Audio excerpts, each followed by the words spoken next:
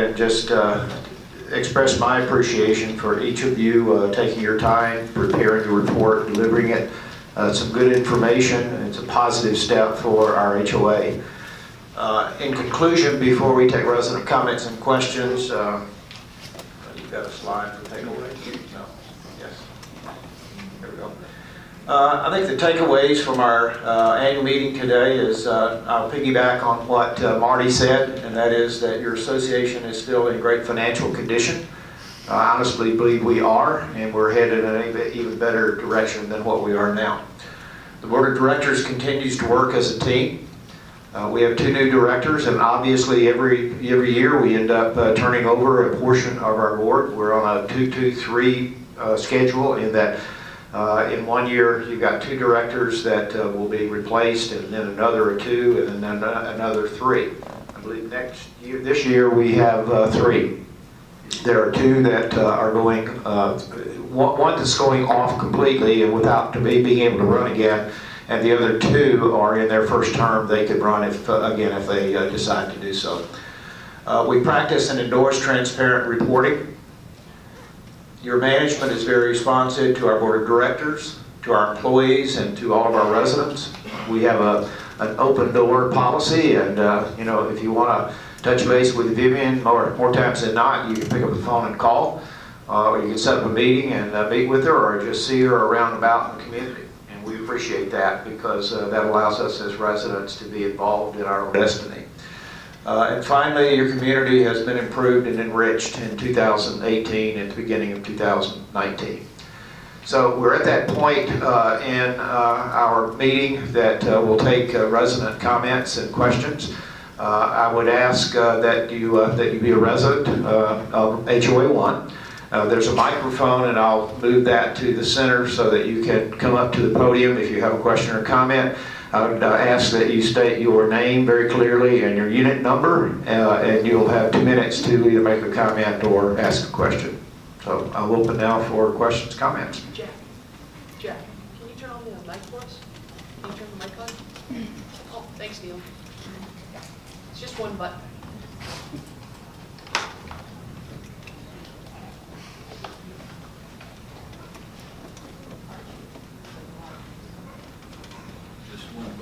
It is, it's just one button. Sorry about that.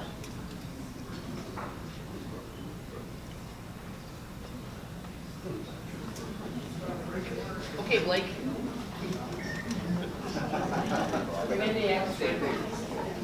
I didn't introduce Blake earlier. He's our house steward. You just have to know how to do it.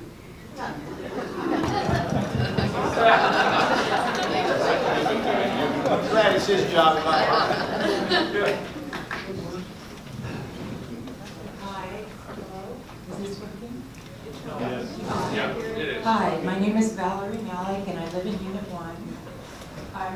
Unit 1.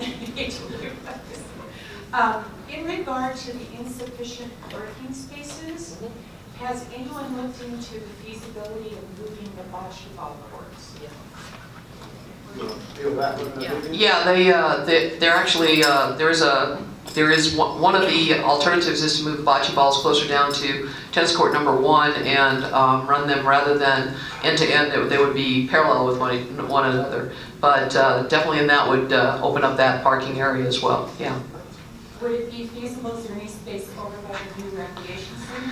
By the new Catalina Recreation Center. Yeah, that's not part of this complex though. And what we're looking to do is hopefully add some expansion to the fitness center.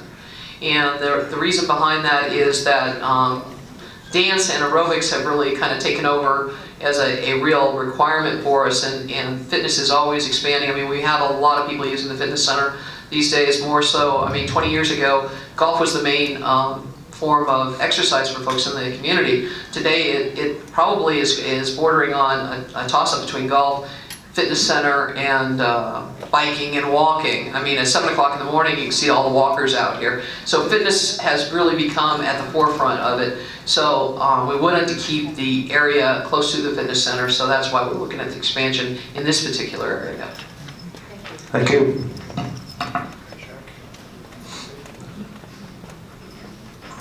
Ray Ford, Unit 21 since 2004. Can you hear me? Yep, Here, now Ken. Okay. Go ahead. I'm sorry. I We need to get close to the we microphone. can hear you. Okay, thanks. And I also lived in very high-quality HOAs in Southern California for 32 years. My emphasis has really been on looking forward and how Saddlebrook One will compete with Robeson, Trilogy, Del Webb, and our other local competitors. And I put together over the last couple of years a lot of competitive information that the association hasn't. If you want a copy of that, just let me know, and I'd be happy to email it. The emphasis for me is really on the long-range planning. We've already had the committee for 4 years, and we're not moving forward, in my opinion, fast enough to get to show how Saddlebrook One is going to stay #1 in Arizona. If you look at some of the polls, Saddlebrook One has gone from #1 and is much further down than they were in the past. And we've also lost competitive values with some of our other competitors, especially Saddlebrook Ranch, where Robeson is going through and building a lot more new amenities. So the point is, I think we need a faster LRP, go out to outside consultants, do a zero-based budget, and do a homeowner survey, which was mentioned last year, to ask the homeowners what they want and what they're willing to pay. Thank you. Thank you, Gary.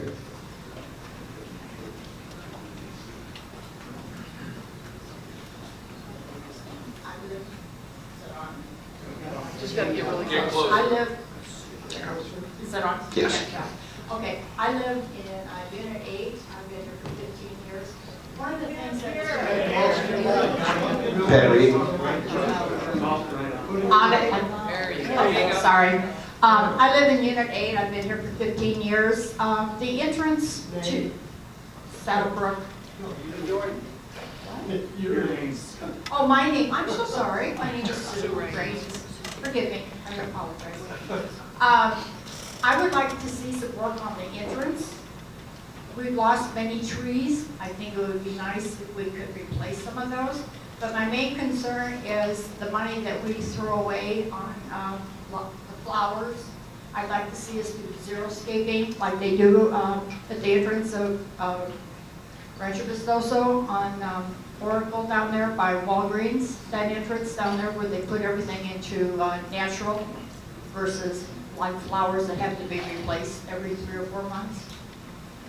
Okay, thank you. Do you want to speak to the entrance? Yeah. Yeah. The entrance to Saddlebrook Boulevard and Oracle Road is actually a, boy, that's hot, is a, I'm sorry, it's shared amenity. In other words, we share the cost with HOA2 on Saddlebrook and Oracle, that entrance cost on maintaining it.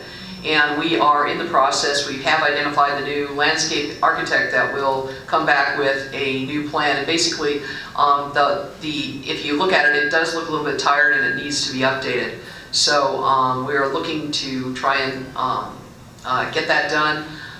We'll have the design finished this year. HOA2 has indicated that they'll be ready to go with the construction costs next year as well. So we're probably about a year off in terms of actual we're putting the plan together now. The design will go in this year, and then we've got 5 people that this has to be approved from.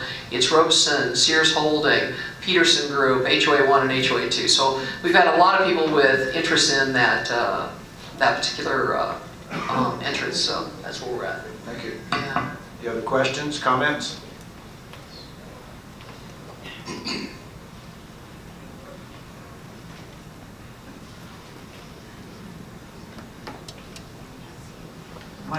My name is Ron Wood, Unit 7, and my question is, has the architects considered, instead of building a total new building area for the recreational, can they piggyback the existing building and put a second story on it?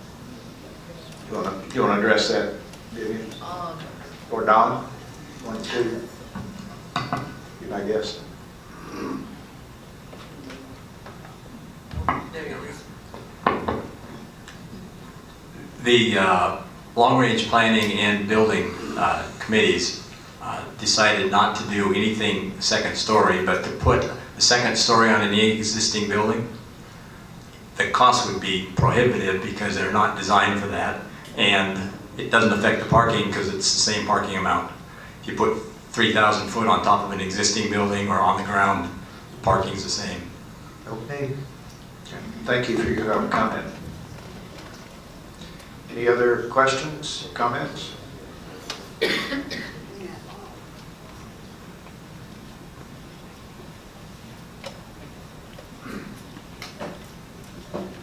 Okay.